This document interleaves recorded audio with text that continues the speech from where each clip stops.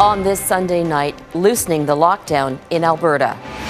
Restrictions are about to ease, but the threat is far from gone. The virus is still a scary thing. The allegations involving Canada's former top soldier. That's actually very concerning to me. Did the defense minister tell his boss about his concerns? Plus, a glacier bursts in India's Himalayas. Dozens are feared dead. And the new Batman. We've been waiting for more representation. The superhero reflective of the world we live in. Global National with Robin Gill. Good evening and thank you for joining us. Canada has its first case of the Brazil variant and it's in Toronto. The person who tested positive is in hospital and did travel to the South American country. These variants are worrisome as more provinces start easing restrictions. As Heather Yourex-West reports, it's these risks that are making some Albertans worry about reopening too soon. It is a heartbreaking reminder of how dangerous COVID-19 can be.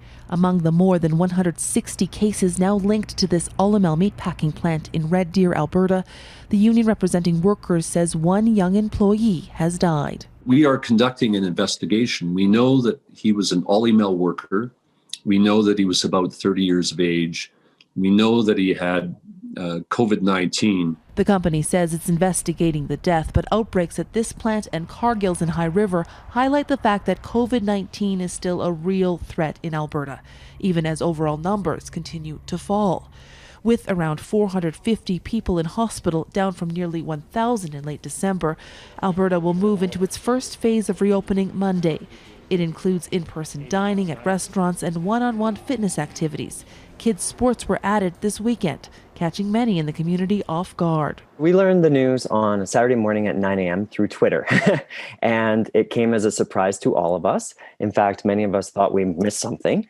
In a tweet, Dr. Dina Hinshaw said starting February 8th, children and youth will also be allowed to participate in lessons, practices, and conditioning activities for indoor and outdoor team-based minor sports and athletics. All games continue to be prohibited. There's the potential for spread amongst different cohorts if games occur, whereas practice sessions are confined pretty much to the same group.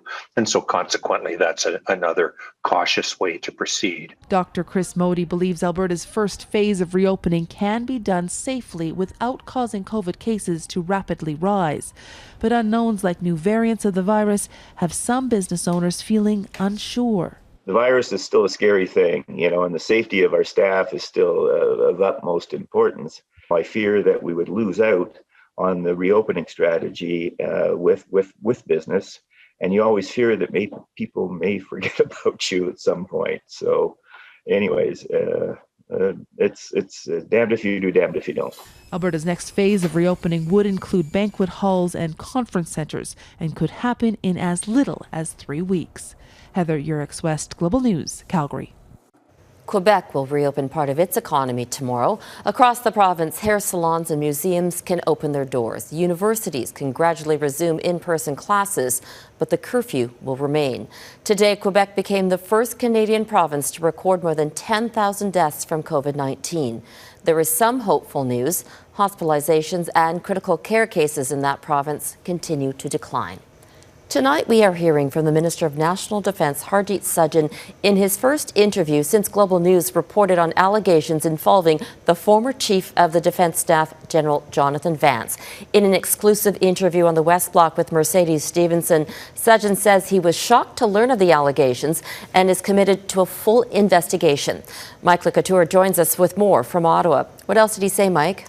Robin, as the minister in charge of the Canadian Armed Forces and a former soldier himself, Harjit Sajjan says the most concerning thing for him is the confidence that has been broken between the military and its female members and the women that felt they could not come forward. That women had brought this forward. That's actually very concerning to me. Sources have told Global News that the military ombudsman raised concerns with the minister in 2018 about alleged sexual misconduct by General Jonathan Vance with women in the forces.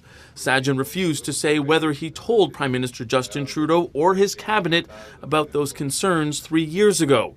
He says he wants to protect the integrity of the independent investigation. But Sajjan did insist any information that came across his desk was passed along to the appropriate authorities.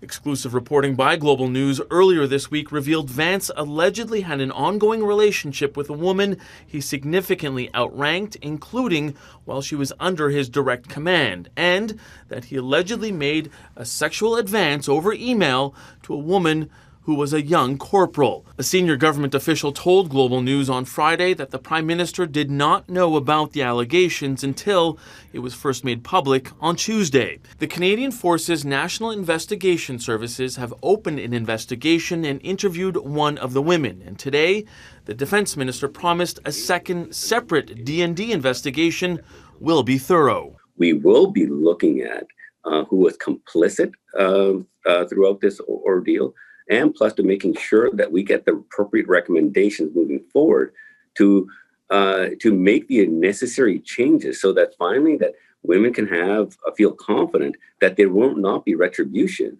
if they come forward. Vance has denied all allegations that he ever acted inappropriately towards any female subordinates. Robin. Mike Couture in Ottawa, thanks. An Ottawa man has been charged with arson and mischief after a small fire was set inside the building housing the Canada Revenue Agency's head office. Police say a man turned himself in after breaking a window of the Couteur building and tossing in a container filled with gasoline. The building's sprinkler system managed to extinguish the fire. There was some water and fire damage, but no one was injured. 33-year-old Daniel Grew is in custody and will appear in court tomorrow. In the U.S., all eyes will be on Capitol Hill this week. The second impeachment trial for former President Donald Trump gets underway Tuesday. No other American president has been impeached twice by the House of Representatives. But as Jennifer Johnson explains, it appears unlikely the Senate will convict Trump of inciting an insurrection. History will be made Tuesday on Capitol Hill as former President Donald Trump faces his second impeachment trial in the Senate. House managers have charged Trump with incitement of insurrection, arguing his actions led to the storming of the Capitol January 6th. When those managers walk onto the floor of the Senate, there will already be over 100 witnesses present, and those will be the House and Senate members. Senators, how say you? In his first impeachment trial, the Republican-controlled Senate voted to acquit the president.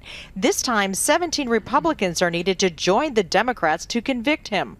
While some doubt that will happen, others in the GOP are open to hearing the case. We will now have, hopefully, presentations from both sides, and we will consider the evidence as impartial jurors. We will not take it anymore. Trump's legal team has come together at the last minute after several of his lawyers quit.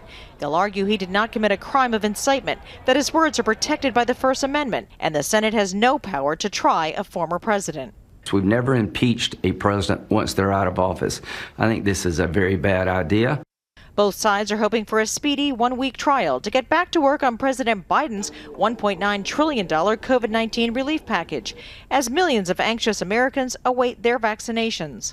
So even though there's a clear discrepancy between the demand and the supply, that will get better as we get through February and into March. But that is the limiting factor. The Biden aid package includes billions to help schools across America safely reopen. The Centers for Disease Control and Prevention will release new guidelines on how to do that this week. Jennifer Johnson, Global News, Washington. The U.S. East Coast has been hit by another powerful snowstorm. More than 90 million Americans are dealing with either snow, rain, or cold temperatures, and in some cases, all of it. In New York State, drivers are having a tough time navigating roads that are packed with snow, and then there's the blowing snow hitting their windshields, making it difficult to see. As much as 20 centimeters is expected to fall in some parts of the state by tonight. In Utah, at least 4 skiers have been killed and several others injured in an avalanche. It's one of the deadliest slides in the state's history. Canada isn't escaping winter's wrath. There are snowstorm and cold weather warnings right across the country. On the East Coast, all of Nova Scotia and Prince Edward Island, as well as parts of New Brunswick and Newfoundland, are under a winter storm warning. Between 30 to 50 centimeters of snow could fall in some places. The wind is expected to gust up to 80 kilometers an hour. From Ontario to Alberta, Environment Canada issued extreme cold weather warnings. The wind chill will make it feel like -40. And bundle up in British Columbia. An Arctic air mass has engulfed the province, so temperatures are 5 to 20 degrees below what it normally should be. A massive snowstorm pounded Germany this weekend. Some places saw up to 30 centimeters of snow. It paralyzed transportation and caused hundreds of road accidents. It got so bad in some cities, ambulances were unable to move through the streets. Police say at least 28 people were injured because of black ice on roads. The forecast is calling for lower temperatures for the rest of the week. Fierce winter weather forced the Netherlands to declare a code red. The weather alert is rare but deemed necessary because of the amount of snow, the strong winds, and bitter cold temperatures. It's the first major snowfall to hit the region in 10 years. As a result, many services were suspended, including train travel, grocery deliveries, and COVID-19 test sites. At least 9 people are dead and 140 are missing after the Nanda Devi glacier burst in northern India. It triggered an avalanche and a massive flood. The deluge swept through 2 dams and washed away hydroelectric stations. More than 100 workers are feared dead. Others are trapped. Search and rescue efforts are underway in this ecologically sensitive part of the Himalayas. The glacier is located on the 2nd highest mountain in the country. Myanmar's military has eased a day-long internet blackout as it contends with widespread anger over its coup. Tens of thousands of protesters hit the streets chanting, "We don't want military dictatorship, we want democracy." It's been nearly a week since the military seized power and detained the country's elected leader, Aung San Suu Kyi, along with members of her National League for Democracy. The military restricted communications this weekend. An outside internet monitoring group says connectivity in the country is at about 95%, but social media sites like Facebook and Twitter are still blocked. Today's demonstrations are believed to be the largest since the 2007 uprising led by Buddhist monks. That eventually led to the democratic reforms that are now in peril. Coming up, the police force in Canada's largest city is putting on body cameras. But will the new policing tool put an end to discrimination? And his claim to fame was knocking out Muhammad Ali. We'll explain when Global National continues.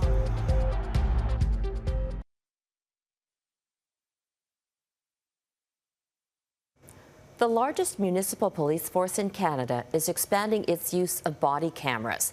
The Toronto Police Service hopes to have more than 2,300 officers trained to use the devices by the fall.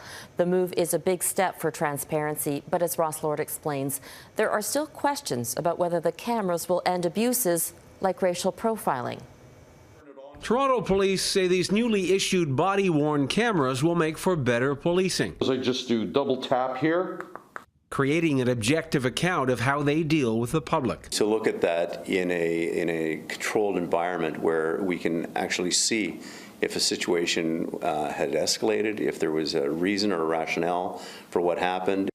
Toronto police promised to post procedures surrounding their use online. We are also going to show the world what our procedures are, what the operating procedure is, and what the requirements of an officer in using this technology is. So nowhere in Canada has that happened. The need for improved policing is well documented, including 2 reports from Ontario's Human Rights Commission that found black people in Toronto are disproportionately arrested and subjected to use of force by police. Throughout my life, I've been asked to prove that I'm where I'm supposed to be, whether that's on public transportation with the right payment credentials or at an institution of higher learning. Law student and activist Sandy Hudson grew up in Toronto. Hudson says body cameras simply illustrate the obvious. Okay, we'll be able to see more and more what we already know, that the police harm us more than they do other communities. For example, the officers who arrested George Floyd in Minneapolis had body cams, and it didn't stop the brutality that killed him. Body cameras are catching on in Canada. Calgary became the first major city to adopt them 2 years ago, with other cities and towns starting to follow suit. In Montreal, the mayor is pushing for them, suggesting they would have provided more evidence in a recent attack of a police officer that ended with a black man behind bars for 6 nights before charges against him were dropped. But in Halifax, where police issued a formal apology for interrogating black people at random, there's a cautious approach and lingering questions. Do cameras help end abuses like racial profiling or distract from finding solutions? Cameras don't deal with the underlying issue when it comes to racial injustice. Cameras just capture. It doesn't deal with the issues. As Halifax deliberates, Toronto is investing $34 million in the cameras over 5 years. A big show of faith in technology whose ultimate value is unclear. Ross Lord, Global News. A Kansas City Chiefs assistant coach is under investigation after being involved in a serious car crash. Britt Reed, son of head coach Andy Reed, was involved in a multi-vehicle pileup in Missouri on Thursday. 3 people were injured, including 2 young children. A 5-year-old girl remains in critical condition. Police documents show Reed admitted to having 2 to 3 drinks and taking the stimulant Adderall. The 35-year-old is not attending the Super Bowl. Former world heavyweight champion Leon Spinks has died after a 5-year bout with cancer. Spinks won gold at the 1976 Montreal Olympics, but his claim to fame came 2 years later when he beat Muhammad Ali for the heavyweight title in just his 8th professional bout. Spinks is the only boxer to take the title away from Ali. 7 months later, though, the two met in another match, and Ali reclaimed the title. Leon Spinks was 67. Still ahead, why a new Batman is breaking barriers for comic book diversity.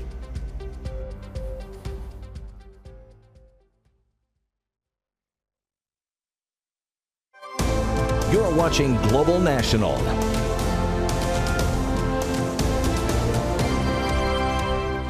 DC Comics has debuted a new Batman. For the first time in 82 years, a person of color is putting on the cowl of the Caped Crusader, and the writer behind this superhero is also black. Some readers see this as a step in the right direction for ethnic representation. As Phil Carpenter reports, the industry still has a long way to go to improve diversity in comic books. At first, illustrator Lateef Martin was skeptical when he heard about DC Comics' new superhero character. He thought it'd be just another story paying lip service to diversity. You know, black is in, let's cash in on it. In December, the comic book giant revealed that the next version of Batman would have a black man behind the cowl. He appears in a new 4-part comic series called Future State, The New Batman. Once he got a copy, Martin became less cynical, partly because the character portraying Batman is so well known to longtime fans and wasn't just suddenly invented to fill a quota. Tim Fox, there's a relationship with Batman, with the whole lineage of, Lucius Fox being the person who, created all the gear for him. Martin is happy because the writer behind the work is also a man of color, John Ridley, the Oscar-winning screenwriter of 12 Years a Slave. Ridley was thrilled to help evolve the character for his kids and other kids of color. Who love these stories but just don't quite see themselves in these stories. That means the most to me. Martin agrees that it helps for kids to see themselves in these stories. As a black kid in Montreal, he rarely saw someone he could really relate to in comic books and on TV. Time and again, I'm always disappointed. Oh, where's the black guy? Oh, he's the butler. Okay. Where's the black guy? Oh, he's the pimp. Where's the black guy? Oh, he's the thug. Tara Paul co-hosts a podcast about comic books. She and her colleagues have been pushing for more diversity in comics too. We've been waiting for more representation, that folks that can represent us and the superhero world. With this character though, Ridley wants readers to go beyond skin color. He says the story is less about the character's race than his experiences as a person. This is not Black Batman. This is Jace Fox, who is a person of color, who is black, who becomes Batman. There are those who say that with the push for diversity in representation comes the risk of tokenism, which some experts feel media giants like DC and Marvel struggle with. The name Black often appears in their name, their superhero name, as if to say that, that's the defining feature, right? Some have argued that even the name Black Panther is an example of tokenism. I really think it's all about how the thing is treated and also who is behind the scenes. Ridley agrees that diversity among the creators is also necessary to help make the characters more realistic. Though he believes there is room for improvement, he sees changes for the better. There is a desire to have characters that are more reflective of the world that we live in. Making the colorful world of comics a place for all kinds of new characters. Phil Carpenter, Global News, Montreal. That story is part of a new initiative on Global called Perspectives. The site features stories meant to cover and reflect Canada's diverse populations. Check it out at globalnews.ca/perspectives. Up next, Canadian star Dan Levy plays host and gives us more to laugh about.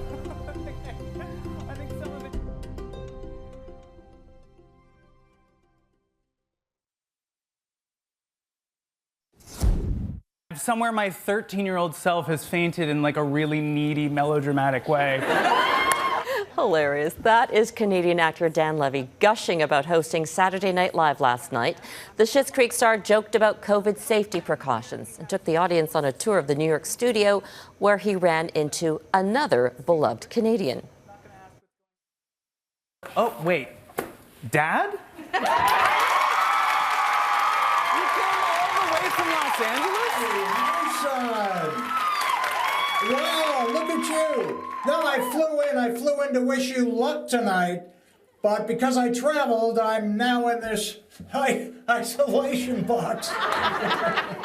Father and son have a lot to celebrate these days. Schitt's Creek swept every comedy category at the Emmys. It's now in line to do the same thing at the Golden Globes and the Screen Actors Guild Awards. That is awesome. And that is Global National for this Sunday. I'm Robin Gill.